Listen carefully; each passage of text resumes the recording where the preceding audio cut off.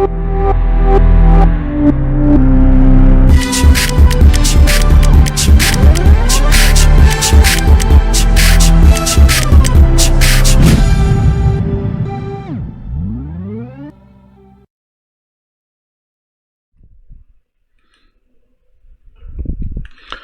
guys, Chapter 15, Section 2, Heat. Today we will describe how a calorimeter is used to measure the energy that is absorbed or released. We will explain the meaning of enthalpy and enthalpy change in chemical reactions and processes. Let's just recall a few things from the first part.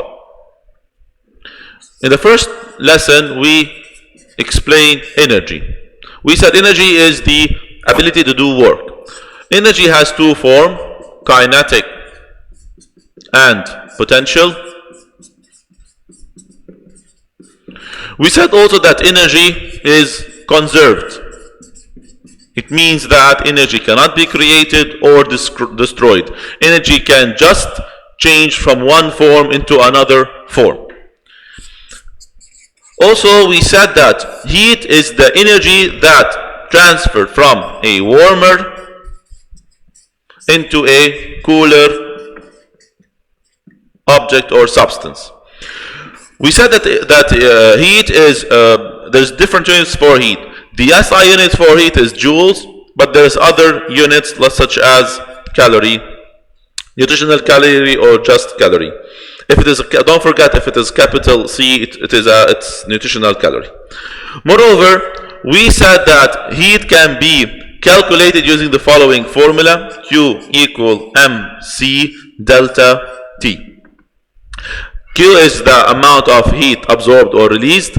M is the mass of the substance in grams. C is the specific heat. Specific heat is the amount of energy required to increase the temperature of 1 gram of a substance 1 degree Celsius. So delta T is the change in temperature.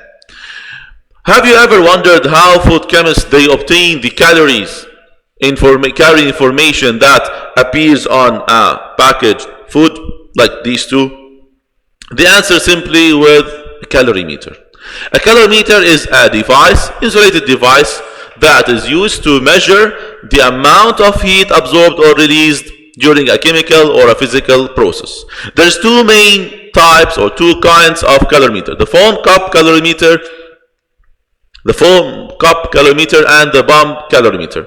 It's important to understand different parts of the calorimeter and how it works. Starting with the bomb calorimeter. This kind of calorimeter, it's used by food chemists. So this bomb calorimeter measures the amount of energy absorbed or released by chemical reactions, especially the amount of energy released by combustion reaction. We will discuss them more later on.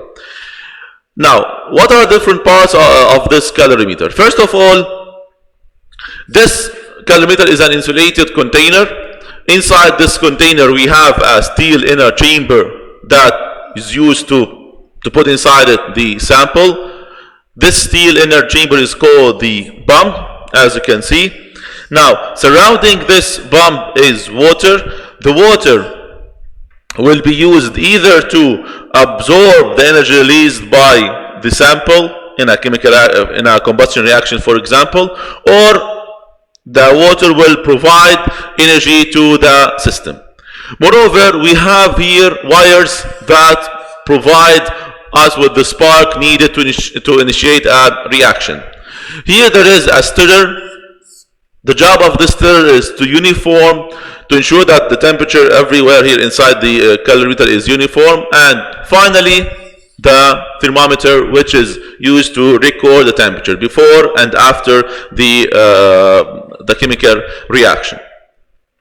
The second type of calorimeter almost have the same basic parts without a bomb. So in the foam cup calorimeter, this one used to measure the specific heat of unknown metals, and because it's open to the atmosphere, it occurs at a constant pressure. Now, this calorimeter, we add our sample directly in the water and we measure a change in temperature. So, foam cup calorimeter, has a thermometer to record the temperature, as we said. There's a stirrer, there's water, and also the foam, which is the insulating material. When we want to use the foam calorimeter, cup calorimeter, or the other type of calorimeter, it's important to keep in our mind the information or the data that we have to collect. It's important to know the change in temperature before and after, the mass of the water found inside the calorimeter, and the mass of the sample that you used. Let's take an example. Let's determine the specific heat of a metal. Okay. So in this calorimeter, we have 125 grams of water inside it. The water temperature it's 25.6, and a sample of metal inside, we put it inside the water. The temperature of this metal is 115, and its mass is 50 grams. Because the temperature of this metal is higher than the temperature of the water, so the heat will flow from the warmer to the cooler substance. The flow will continue until the temperature of both of them, the metal and the water, is equal. Now, the final temperature will be, in this case, 29.3 degrees Celsius. So how can I solve this question? How can I solve this problem? I want the specific heat of the unknown substance, and I have all this given.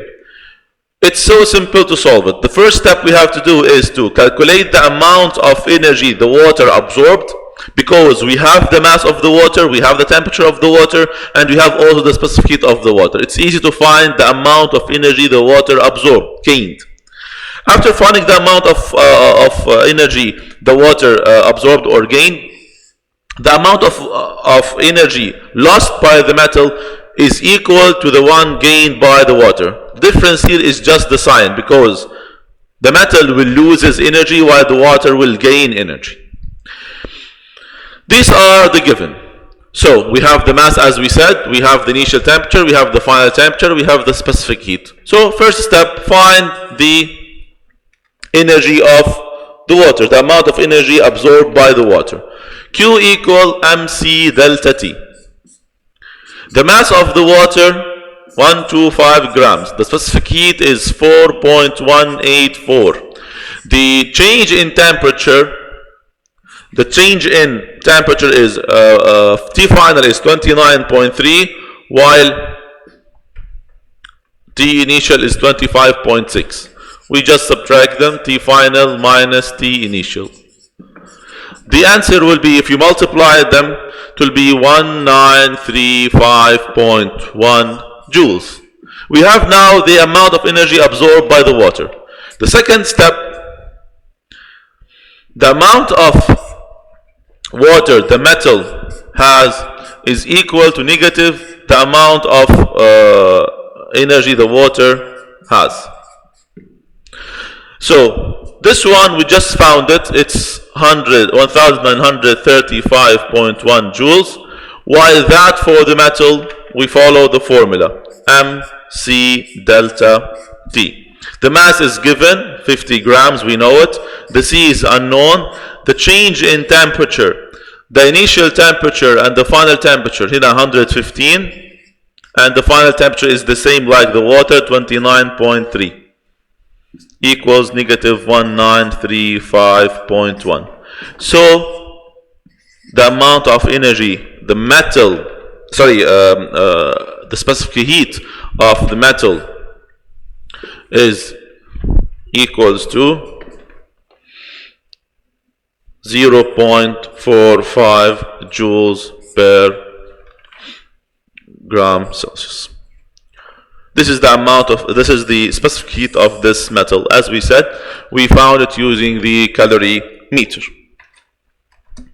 Now, any chemical reaction or physical state either releases or absorbs energy. So we can use the calorimeter to find the amount of energy absorbed or released. But we have just to keep some definitions in our mind. The study of the heat change in a chemical or a physical change is called thermochemistry. In any physical or chemical change, it's so important to define the system and the surrounding. The system is the part of the universe that we are working with or we are considering. It contains the reaction or the process that we are studying.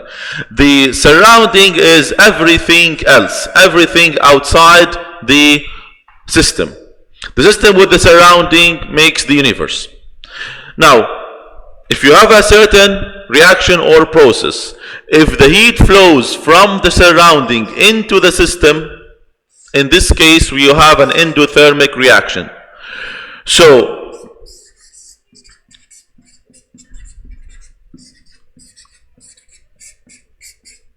because the system absorbs energy, the surrounding get cooler.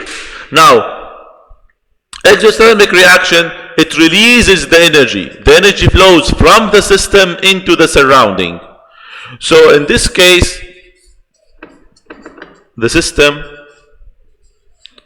releases energy. So the surrounding will be warmer. Surroundings get warmer. Here we have two examples of chemical reactions. The first one here, the heat pack. It's used to warm our hands. These heat packs, they depend on a reaction between iron and oxygen. It releases energy, so it's an exothermic reaction. While a reaction between barium hydroxide and ammonium thiocyanate, it is an endothermic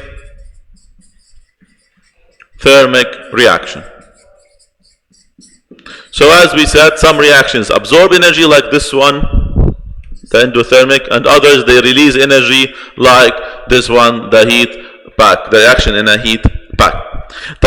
Keep in your mind, guys, that the amount of